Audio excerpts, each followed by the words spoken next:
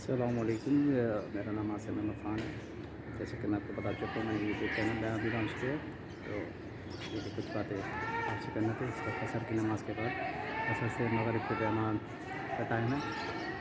کل میں نے جیسے جو پر ویڈیو بنائی، آگے میں اب اس موضوع پر ویڈیو بنانا چاہ رہا ہوں کہ اسلام جو ہے الحمدللہ ایز اے مسلم، اگر جو مسلمان ہے اس کے لیے کہ ایز اے مسلمان آپ کا جو ہے کچھ چیزیں آپ کے فرائض بنتا ہے آپ پہ کہ آپ جو ہے روزمرہ کی زندگی یعنی کہ نماز، روزہ اور یہ چیزیں، ان کا علم حاصل کرنا ہر مسلمان پر لازم ہے۔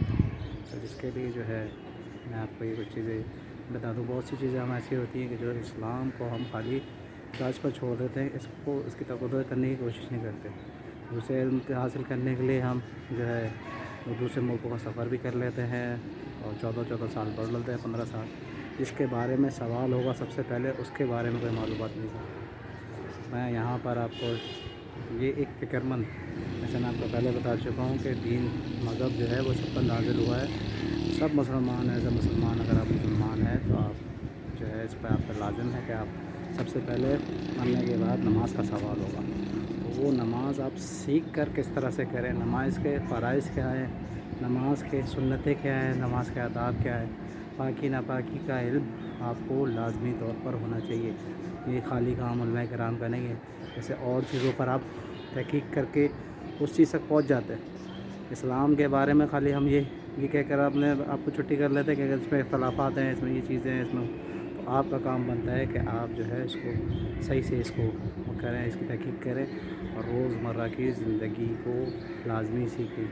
میں یہاں پر ایک بات آپ کو اور جیسے نماز جنازہ ہے، علماء کرام اب اس چیز پر بولنے لگے ہیں، بہت سے اسکالرس نے بھی یہ بات بولی ہے کہ آپ نماز جنازہ خاص طور پہ سیکھیں، اور اللہ نہ کرے آپ کے کسی قریبی رشتہ دار، والد، بھائی یا کسی کا انتقال ہوتا ہے تو آپ نماز جنازہ خود سے اس کو پڑھائیں کہ جو درد آپ کو ہوگا، آپ کے کسی قریبی ریلیٹیو کا اگر انتقال ہوا ہے، آپ نماز جنازہ پڑھائیں گے، جس دل سے آپ دعا کریں گے۔ نماز جنازہ میں دعا ہوتی ہے باقاعدہ، نماز جنازہ کا میں ڈسکرپشن بھی اس میں ڈال دوں گا، باقاعدہ دعا ہوتی ہے، اس کو سیکھیں۔